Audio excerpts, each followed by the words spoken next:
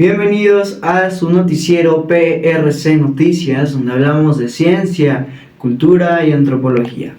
Hoy nos encontramos como cada 8 días en la Facultad de Antropología dando la nota de la semana. Hablaremos hoy acerca de la evolución unilineal y emplearemos a 3 autores clave para la antropología, que son Morgan, Taylor y Fraser. También entrevistamos en esta ocasión al maestro Héctor, que nos habla acerca de Taylor, y el reportero a cargo de eso fue Genaro. Pero antes de continuar, vamos a un corte comercial. Dato del día. Taylor afirma que las culturas deben de pasar por 3 estadios. Por primero, salvajismo, barbarie y por último, civilización.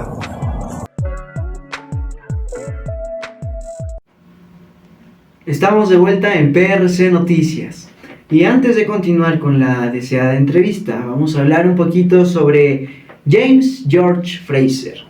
Este pensador y antropólogo social, escocés por cierto, que nació el 1 de enero de 1854 y falleció finalmente en Reino Unido el 7 de mayo de 1941, vísperas de la Segunda Guerra Mundial. Bueno, dato interesante, ¿no? Este antropólogo social y folclorista escocés influyó en las primeras etapas de los estudios modernos sobre la magia, la mitología y la religión comparada. Tenemos que su obra más famosa, The Golden Bough, o también conocida como La Rama Dorada, en 1890, documenta y detalla las similitudes entre las creencias mágicas religiosas de todo el mundo. Fraser también postuló que la creencia humana progresó a través de 3 etapas: la magia primitiva, que después fue reemplazada por la religión, y finalmente esta sería reemplazada por la ciencia.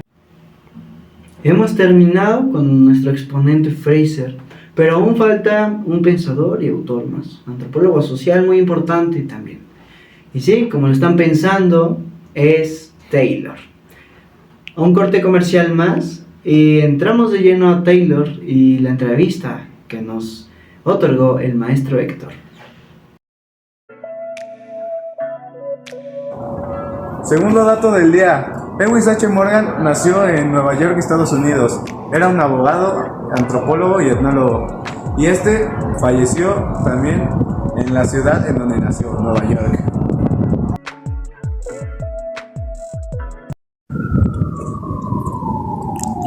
Estamos aquí en la Facultad de Antropología, lugar en el cual vamos a hablar acerca de la postura teórica de Edward B. Taylor. Analizaremos cómo se desenvuelve la sociedad. Dentro de su perspectiva, él hace referencia a los diversos estadios que tiene una sociedad, como pueden ser el fetichismo, en el cual el ser humano le atribuye estos poderes a los animales o al entorno biológico que los rodea. Tengamos en cuenta que Taylor parte de la premisa de que el ser humano necesita creer en algo.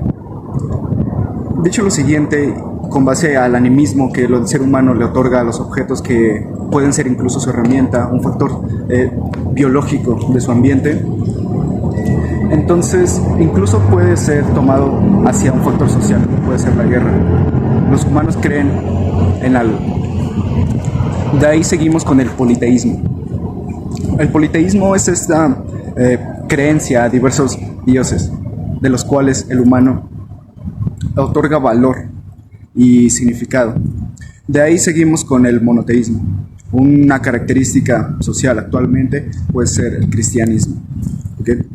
Tengan en cuenta que estas sociedades, por más avanzadas que pueden llegar a ser, contienen en sí una serie de conocimientos antiguos. Dichos conocimientos antiguos, Taylor los denomina supervivencias.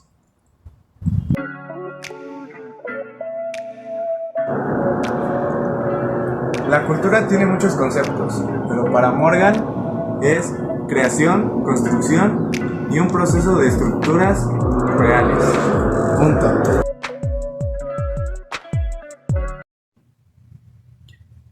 A continuación daremos una entrevista con el profesor Héctor Hernández Rosales, el cual nos va a hablar de la postura de la teoría de Taylor.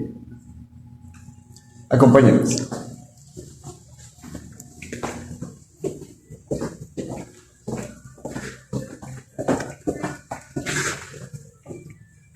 Buenos días. Buenas tardes. Buenas tardes. Ok. Comencemos con no sé si nos puede platicar acerca de un pequeño contexto de cómo surge y de dónde surge la teoría de Edward B. Taylor. Bueno, tenemos que hablar primero de quién fue Edward Bulmer Taylor. Él nació en Londres, Inglaterra, hacia 1832 y murió en 1917. Su familia era acomodada, se dedicaban a la industria de la difundición del bronce y todo, y él quería continuar con la tradición familiar, pero por motivos de salud tuvo que abandonar esto y se dedicó a viajar. Al viajar tuvo la oportunidad de conocer otras culturas, a otras sociedades humanas, y le interesó lo que hoy llamamos etnología. Estuvo en Estados Unidos, después pasó a Cuba, y ahí conoció a Henry Christie, quien le invitó a viajar a México, y vino atraído por la riqueza cultural e histórica de nuestro país.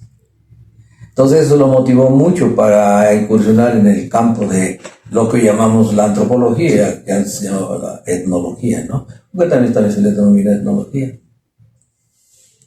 Él es un digno representante del evolucionismo del siglo XIX. Hablo del evolucionismo cultural.